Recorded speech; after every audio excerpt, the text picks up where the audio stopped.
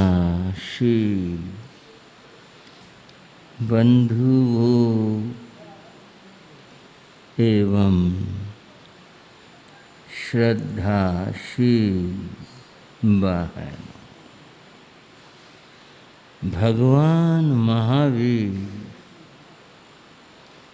और जयंती श्राविका, इन दोनों के मध्य जो संवाद हुआ उसकी चर्चा हम कर रहे हैं। ये संवाद भगवती सूत्र में वर्णित हुआ और इस संवाद में बड़ी गहन चर्चा, प्रश्न जयंती श्राविका ने पूछे। कल की बात थोड़ी सी याद कर लें। चर्चा थी भगवान ये जीव कितने प्रकार के हैं। भगवान ने कहा सर्वजीव, सारे जीव, संसार के जीव दो प्रकार के हैं, भव सिद्धि के और अभव सिद्धि, जिनको हम भव्य और अभव्य कहते हैं। ये भव्य अभव्य क्या होता है? भव्य अच्छे को कहते हैं, अभव्य जो निकृष्ट है, अच्छा नहीं है, उसे कहते हैं। यहाँ भव्य अभव्य से क्या तात्पर्य है, क्या उसका भाव है? बंधुओं, भव्य जीव मोक्ष जा सकता है और अभव्य जीव मोक्ष नहीं जा सकता। ये भेद क्यों हुआ और ये भेद किसने किया, कब से हुआ? जिज्ञासाएं हैं। बंधुओं, भव्य अभव्य ये अनादि से है। क्या मतलब कि ये हैं ही दो प्रकार के जीव। भव्य सदा से भव्य है, अभव्य सदा से अभव्य। ऐसी कोई तिथि, तारीख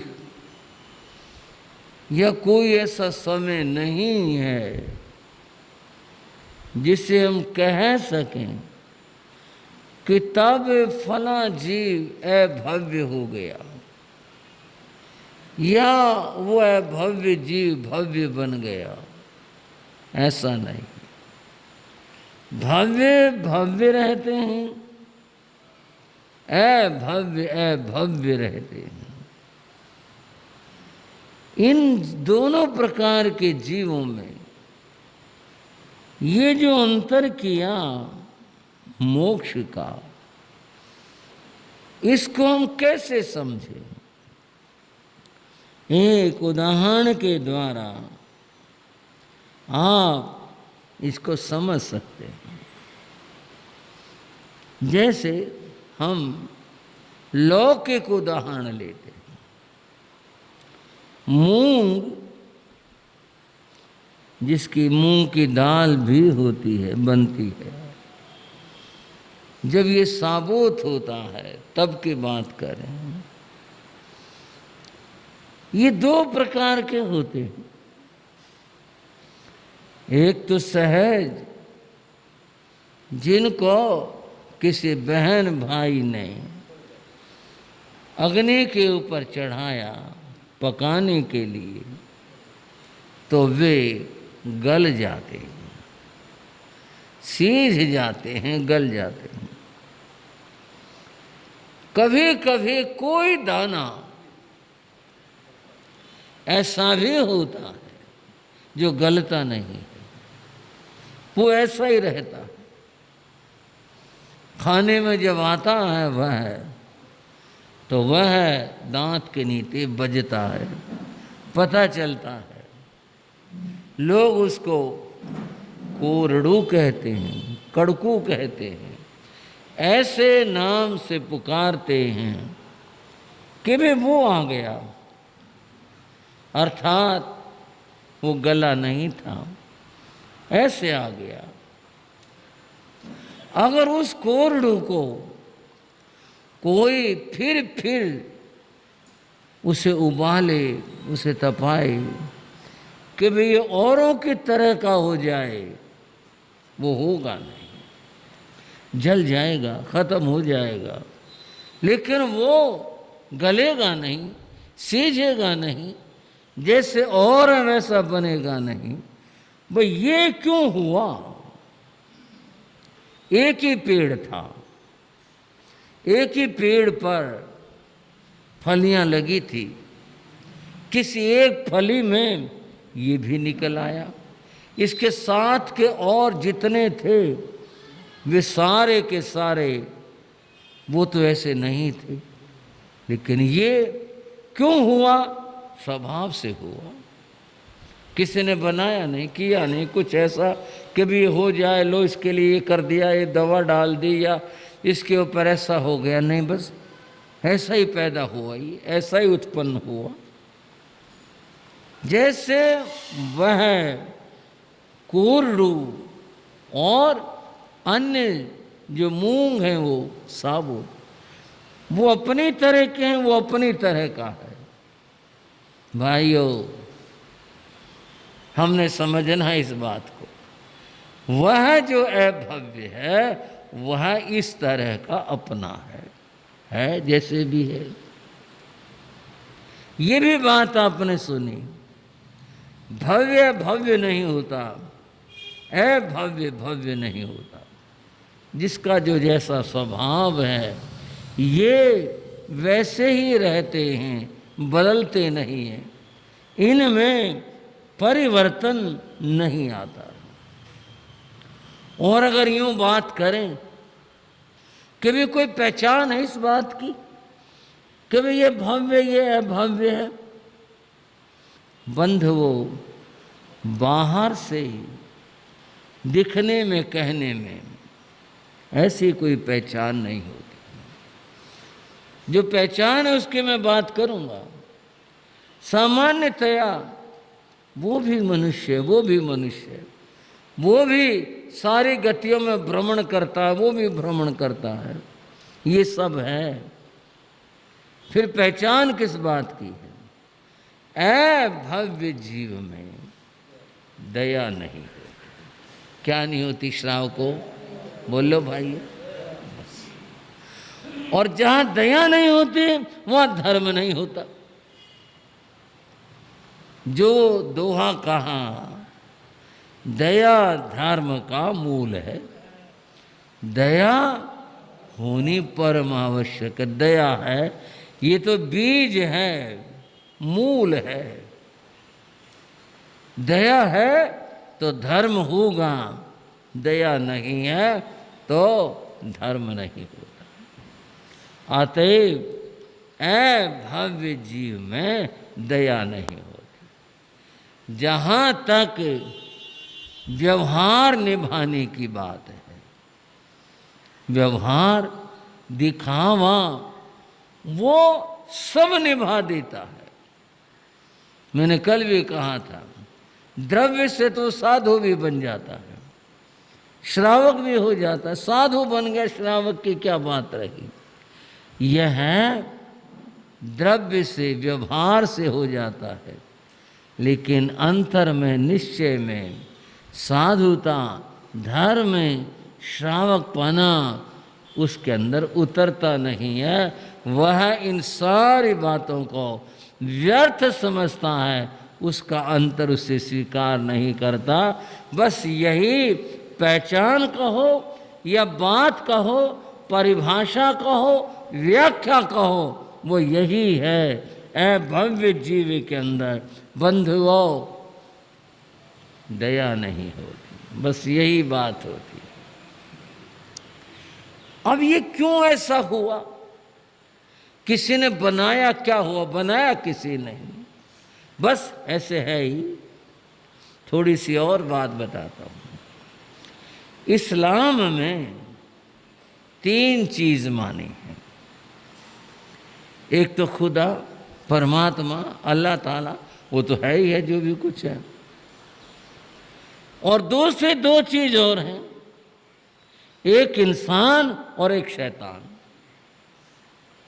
इंसान और शैतान, ये जो बाकी जीव है ना, आप पूछोगे ये, इनको तो पूरा जीव मानते ही नहीं, इसीलिए इनकी हत्याओं में वो खास पाप नहीं मानते, क्योंकि इनके प्रति जो है वो ये पूर्ण जीव नहीं है। इंसान है पूर्ण जीव, उनके मान्यता के अनुसार। हमारी तो आप जानते हैं, हम तो चींटी और कुंथु से लेकर के हाथी तक मनुष्य और ये सब के सब पूर्ण जीव हैं। ये अलग बात है, किसी के पाप कर्म का उदय है, वो किसी गति में, किसी योनि में कहीं गया, कहीं पैदा हुआ, भिन्न बात है। मैं वहाँ की बात कर रहा हूँ। 3 चीज हुई, परमात्मा, एक इंसान और एक शैतान। इंसान की बात तो चलो इसमें क्या व्याख्या करनी, इंसान इंसान है, पर ये शैतान कहाँ से आया? हाँ भाइयों, सवाल है ये है कि शैतान कहाँ से आया? इंसान को परमात्मा ने बना, और शैतान को किसने बनाया? अगर परमात्मा शैतान को बनाएगा फिर तो बहुत मामला वैसा होगा, क्योंकि शैतान तो सारे ही गलत काम करता है, पाप के काम करता है। वो तो परमात्मा के रास्ते में सबसे बड़ी बाधा है। पर ये जवाब यही है, शैतान है, परमात्मा है, शैतान भी है, इंसान भी है, बस ये हैं। शैतान के बारे में आप इतना ही जानते होंगे मेरे ख्याल से कि जो बुरी आत्मा है उसको शैतान कहते हैं। बात तो ऐसी ही है, पर इसकी थोड़ी सी व्याख्या ये होगी, शैतान परमात्मा के, भगवान के भजन में, उपासना में बाधक होता है। वो हमेशा रुकावट डालता है, अच्छे काम में रुकावट डालता है। वो अच्छा काम न करता है और न वो करने देता है। ये शैतान की आदत है। जो लोग हज करने जाते हैं, मुसलमानों के यहाँ हज उनकी तीर्थ यात्रा, तीर्थ यात्रा करने के लिए जब जाते हैं तो जो वहाँ पर तीर्थ यात्रा पर हर संप्रदाय के अपने अपने परंपरा बातें जो कुछ करते हैं वो तो सब होता है।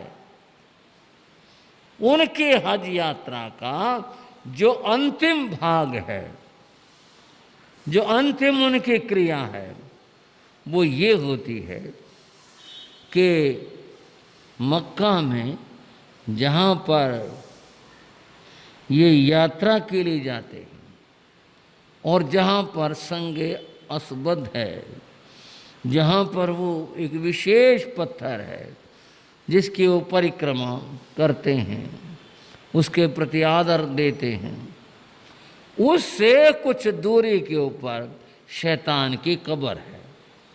ऐसा पढ़ने में आया, सब बताते हैं शैतान की कब्र है।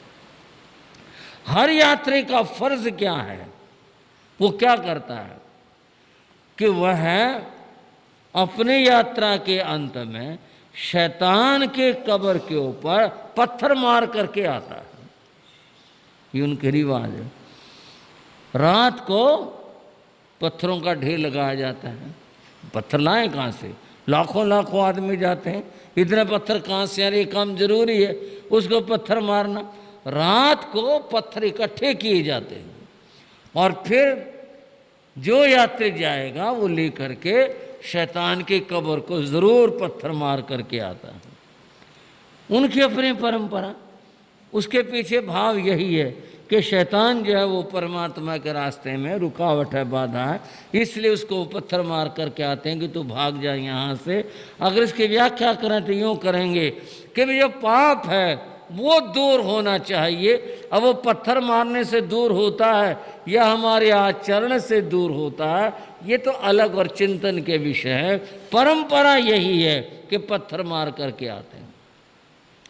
प्रश्न यह था कि शैतान बनाया किसने? वह कुछ चीज़ें हैं सदा से हैं, ये बात माननी पड़ती है, सभी परंपराओं के अंदर है सदा से। ये भी एक चीज़, एक सत्ता है, शैतान भी है।